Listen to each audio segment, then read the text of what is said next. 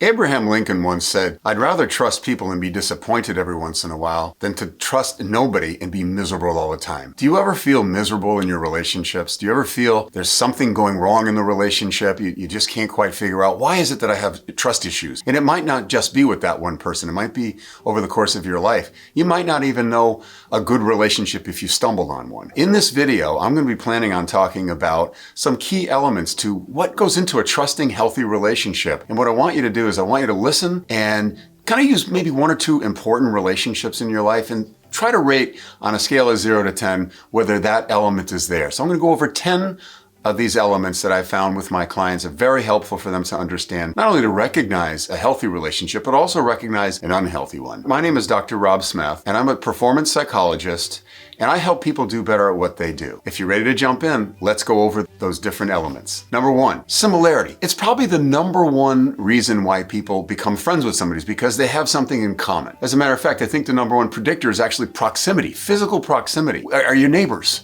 Did you work with the person? Did you go to school with the person? So physical proximity is a big deal, and it might not be that you'd become friends with them if you hadn't had that connection. Similarity in terms of your values. So it'd be hard to maybe embrace a person in your life if you felt like your values are off and you didn't believe in the same thing. And also in terms of goals. I know some of my clients have said that they couldn't marry someone because they didn't want to have children. That's a goal. If that's your goal, then you can't connect with that person because in spite of all the other high marks, there's just an incompatibility with regard to future goals. Next is mutual respect. My goodness, mutual respect is one of those things that you have to have both. Both people have to be respectful. And I gotta be honest with you, I've been married for over 30 years. And I gotta tell you don't always liking your partner, but you love them. And I respect my wife and I respect what we have together because I know we don't cross that line. And that's very important. So respect for each other, respect for what they represent in their life, but also in terms of how they conduct themselves. Are they morally competent and that sort of thing? But you gotta respect that.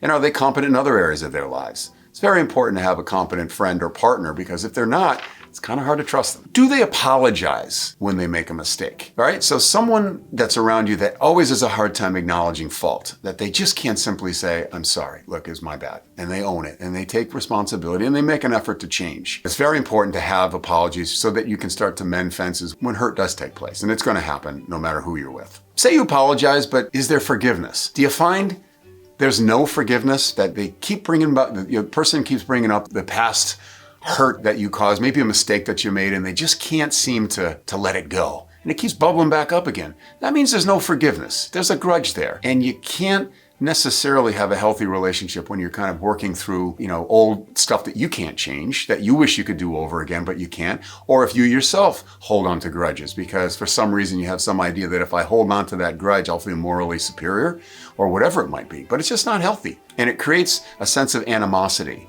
in the relationship and certainly reduces trust. Kindness and generous acts, doing for the other person, right? So that's very important. That's usually very typical in the early stages of a relationship. Everybody's got their interview face on, their best foot forward, and they're acting kind and nice and giving and generous. But you want to find a person that's kind at heart. Because if they're harsh, if they're very caustic or toxic or sarcastic, it's only going to be a matter of time before that edge cuts you. It's very important to recognize that if you have someone that has a kind heart, and if you can respect them, then you're off to a good start with that relationship. Empathy. I'll tell you, empathy is very important because we can't follow the golden rule without it. How in the world will you know how to treat someone else if you can't put yourself in their shoes? And if that relationship doesn't have empathy, that the other person's kind of tone deaf, that they're doing stuff that might show that they have no consideration for how that might make you feel, then they lack empathy. One of the hallmarks of sociopaths, and we heard about people that were, criminals, they're kind of con men or whatever, they don't have empathy for their victims. And I think that's one of the things is, a line from a movie came out once that this guy said that he was born without a conscience. That was how he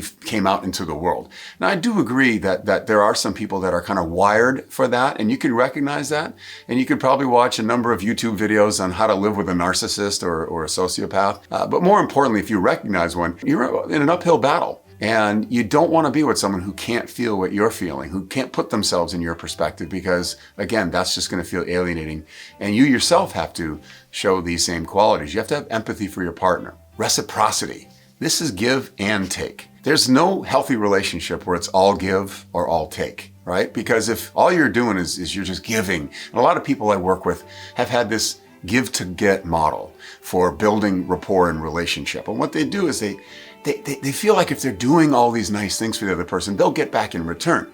But if they're with somebody that's not reciprocal, they're not being more nice in return, then the other person starts to feel drained, right? And resentful. And to be honest with you, I've also seen in those relationships that the person who's taking, after a while, they start losing respect for what you're giving. So it's just not healthy for you to not feel comfortable taking when it's your turn, but also to take turns giving as well. The opportunity to hurt. This to me is the great paradox of trust. You have to give someone a chance to burn you so that you'll know that they're worthy of that trust, right? And it sounds like, oh, but I don't know if I can trust them, so I can't give them that chance.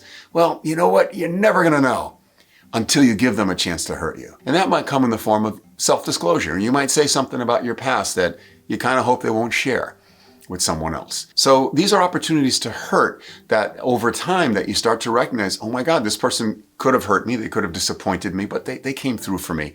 And you start to build a bank of trust in that relationship based on an accumulation of those experiences. And the hard part is that if you think you're gonna try to put your foot in, one foot in, one foot out, then you're only gonna be hedging and they're gonna feel it. And if they're a healthy person, they're gonna say, wow, this person is not being sharing with me. They're not taking chances with me, and they're going to feel it, and they're going to withdraw from you because they're going to sense that maybe you're not the kind of person that they can feel, that they can trust. Very important also are effective communication skills. Communication skills like, can you listen actively to the partner? Can you, when you're stuck, can you paraphrase what you heard the person say? Showing them that you heard what they were saying and you're trying to understand, even if you don't, but you're trying to understand. That's very important.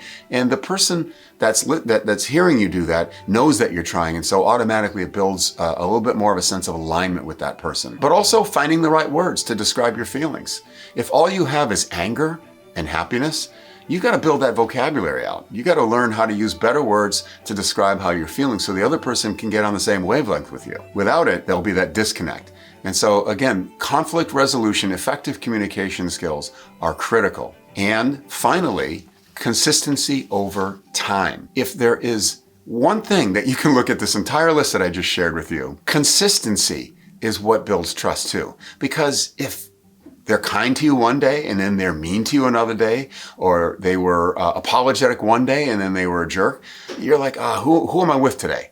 You just can't trust that person. So all the other stuff we talked about kind of falls apart if they're not consistent. I just shared with you 10 items on this list that you might want to consider as a measuring stick for your relationships with people that you care about or want to care about. And they are mutual respect, similarity, apologies, forgiveness, generosity and kindness, empathy, reciprocity, the opportunity to hurt, good communication skills and conflict resolution skills, and consistency over time. If you like this video, please take the time to share it with others and to like it and subscribe to my channel so that way you can catch other videos that might be of interest to you. If you want to learn anything more about how to improve the quality of your life, you might want to go to my website, shootingoutofyourmind.com. You might want to click on the tab for handouts because in there are a series of exercises that appear in my new book, Shooting Out of Your Mind, How to Shoot a Basketball from the Inside Out. Thanks for watching and best wishes.